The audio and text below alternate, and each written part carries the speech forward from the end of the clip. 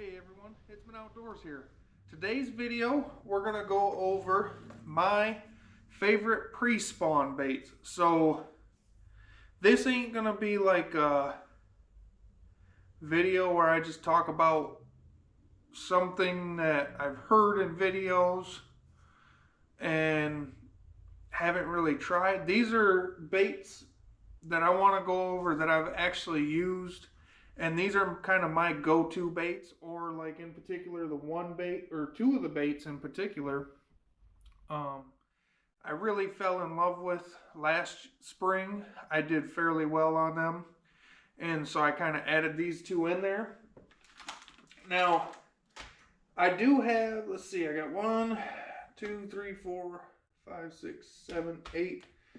I have 8 baits, but 3 of which are in the same category. They're just kind of different variations that I want to go over with you. So, what is the pre-spawn? We'll start with that. The pre-spawn, here in Michigan at least, I know guys have already been fishing for the all winter. I don't have that luxury because we have ice. And once ice fishing comes around, we don't particularly target bass during the winter months through the ice. We actually go after like bluegill, crappie, perch, walleye. We mainly focus on walleye because that's when walleye fishing is honestly really fun, other than the spring and the fall. But so we don't target bass during the winter. Now some states, like I said, have already been open water fishing. Unfortunately here in Michigan we have not. But in Michigan the pre-spawn is basically as soon as that ice goes out and I can get the boat on the water, which honestly ain't much further away. That's kind of why I want to start doing these types of videos and go over some things in case you're in the same boat as I am, or if you're someone who just wants to get out and is kind of not sure what to use this time of year in these colder months. Now, every state varies, obviously, but still you're going to be kind of around the same time as us. I think down south you guys are maybe a month ahead of us, so you guys might actually be going into the spawn here within the next couple weeks. Because we're about to, as long as the weather keeps the way it is, we're about to be in the boat here soon. But, so the very first bait I want to go over with you is my tried and true. This is probably one of my favorite things. And this is something that I go to all the time. I'm a big power fisherman. But this is a bait that you don't have to necessarily power fish with. And that is a jerkbait. This is the Berkley Cutter 110 shallow version, for instance, and this is in the color Blue Vapor, which I don't know if you can see, but that top is really chewed up. I've caught tons and tons of fish on this bait in the early spring, right before they spawn. And typically where I go with this is when I pick up a jerkbait, I'm looking to fish shallow flats that are kind of warming up faster than other areas. Now, you do want to use it because it is a treble hook bait. You do want to use this in areas you're like the weeds are going to start growing up, and you don't want to be caught in the weeds all the time. You don't want a treble hook bait. That wouldn't be my go-to. But if you're fishing and you could always up your line if you're in a super weedy lake where you know the weeds are growing up fairly quickly. That way you can just kind of bring it over the top of the weeds, because them bass are going to relate to that. But like, for instance, where I mainly throw this, or I should say where I fish the most for pre-spawn bass, the lake I'm talking is a crystal clear body of water that has lots of sand bottom, has a couple areas that is rocks mixed with sand bottom. And there are some areas that have light weeds where this can come through them weeds fairly easy. And if you do get hung up, you can always give it a hard rip and it should pop free. Sometimes it don't, sometimes it does. Sometimes it don't matter if there's weeds on there or not. I've caught bass with weeds on my bait before. It's not, I mean, if it's covered in weeds, that's a different story. But typically, like I said, I'm going to run this on shallow flats, so anywhere from the 3 to 6 foot range, I would say. Now, you can also go with a deep diving jerkbait, so where you know them fish are going to go spawn when it's time on the drop off edges, or if there's a deeper flat, like for instance smallmouth, I know spawn deeper. So if you're looking for fish that are slightly deeper, you can fish a deep diving jerkbait such as like a Megabass 110 plus 1 or plus 2 even. And you can, or the Stunna that Berkley come out with, the 112 plus 1 or plus 2, and those can get down to anywhere from the 10 to 16 foot range, and they're going to work very sufficiently on those drop off edges. You can work them down the edge. I've done that before in one of the lakes that I fished. That's a little kind of on the dirtier side of water clarity. Well, not dirty, it's clear water, but it's turbid look. It's like a tea color. But that's when I'm going to pick this up. I like to pick this up, like I said, on shallow flats or them drop off edges if you're trying to get a little deeper. Another thing you could go to is if there's offshore humps on your bodies of water where it's super deep water, and then there's a good hump that humps up to 15 to 6 foot of water, which, for instance, the lake that I fished this in, that would be a very good thing to do, because that lake has them humps. You could fish the deep edges of the humps with the deep diving jerkbait, come over the top of the humps with the shallower diving crank jerkbait. And then next up, so this, I'm going to say this bait in particular, you can go with any crankbait you want. But the reason I say this bait in particular, again, if you can see that hook rash last year, this is the brand new Berkley Dime size 4. Last spring was the first time I used this crankbait. Now I do use crankbaits in the spring very regularly, but I really picked this up and stuck with it. It's got a weight transfer bead in there. It makes a little rattle. It's not nothing crazy, but it's that hard singular knock. And I feel like because of the tight wobble and that nice knock, this really draws the fish in. And I'm going to kind of fish this around the same areas as I am this. The only difference is with a jerkbait, you're working it, and depending on how the fish react, you work it slow or work it fast. With this, or faster, I should say, relative to the time of year. But for this, what I like to do is, so this is the Dime 4. I've fished it. It says it only dives to 4 feet, but I've got it down to 6 foot before. What I like to do with this is cast it out, but I'm going to specifically target areas that I know have rock or light weeds, because I'm going to crank this down really fast to get it to the bottom, so that way I can get my max cast out of it. Cast it as far as you can, crank it down real fast, get it down to bottom, and when it starts hitting those rocks, you just slowly crawl it.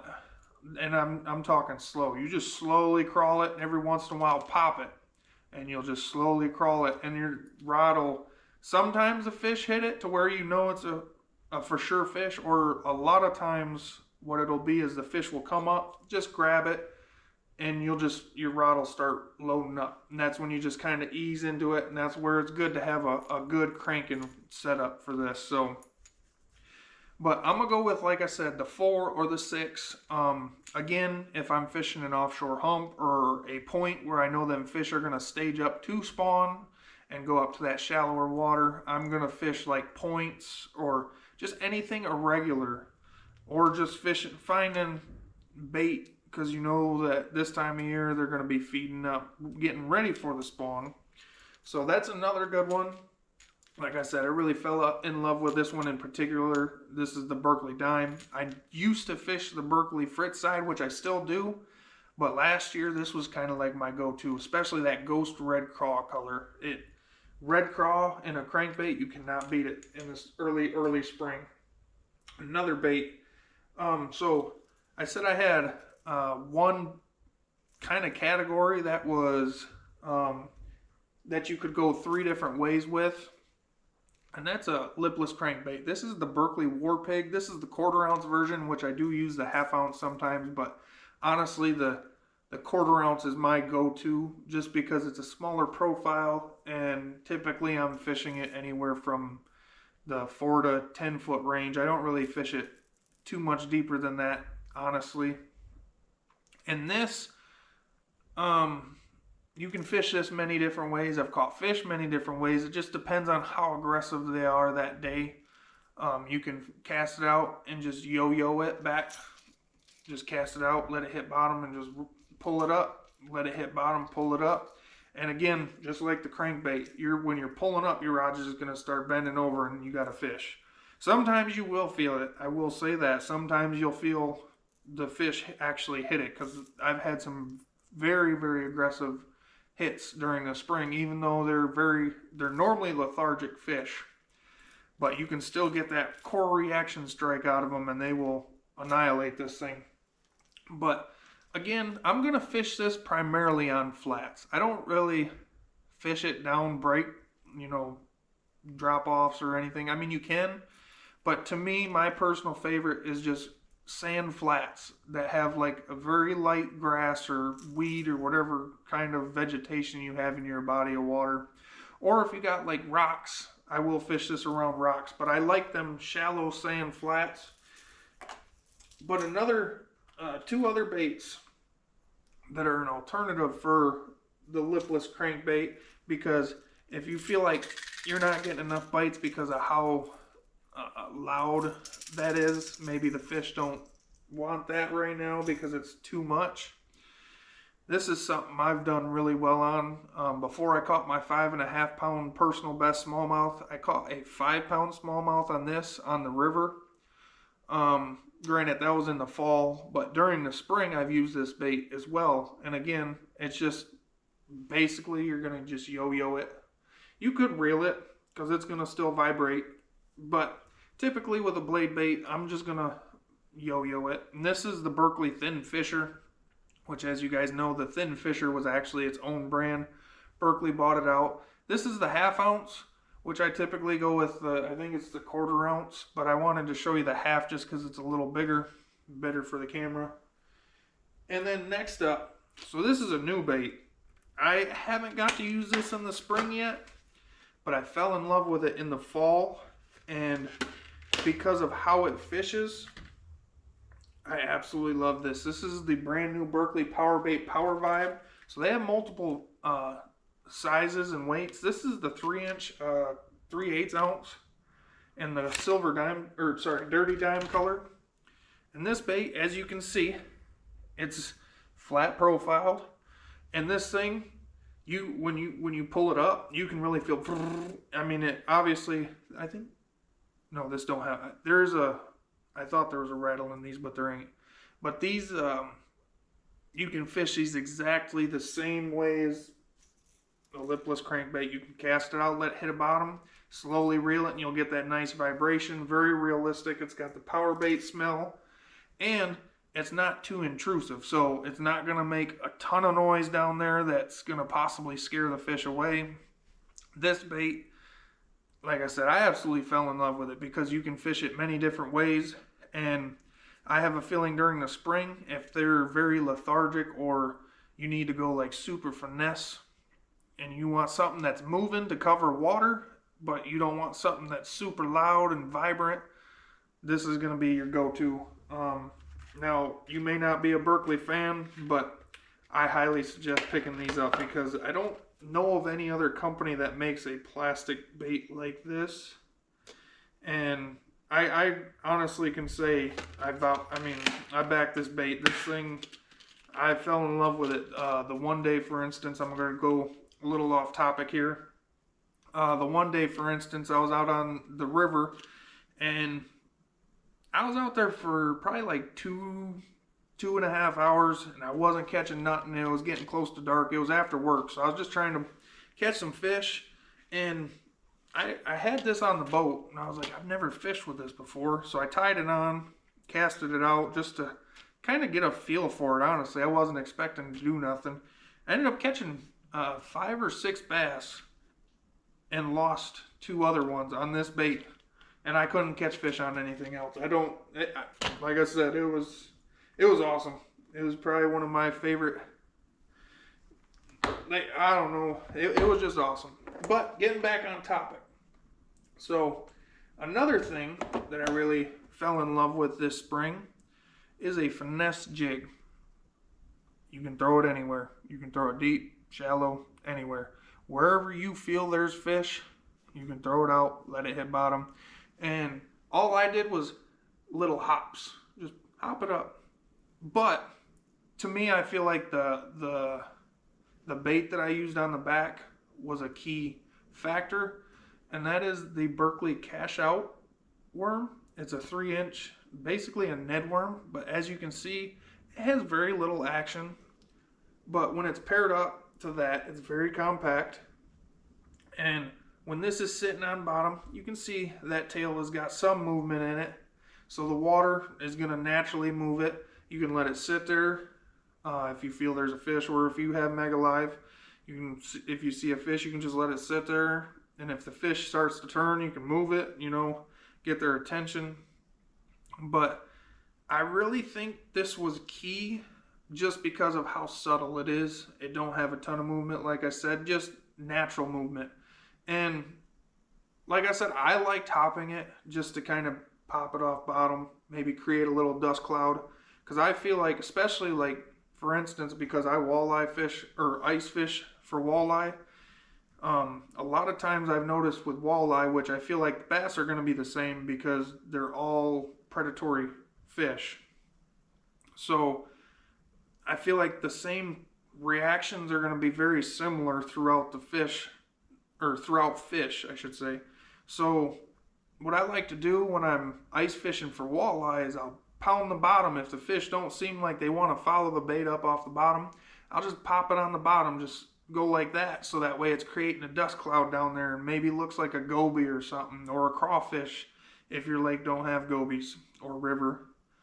But I like to just get that bottom disturbance, and then I feel like that kind of gets them riled up and they think it's a fish or a minnow or a crawfish kicking bugs up or something to create food. And when I'm popping it on the bottom and then I hop it, that's when the fish hit. So that's a key bait for me. Or last year, this is one of them baits that I really fell in love with. I've never really been a big jig fisherman.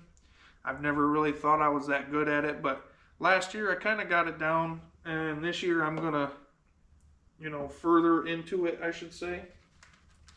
Now, something that I really liked.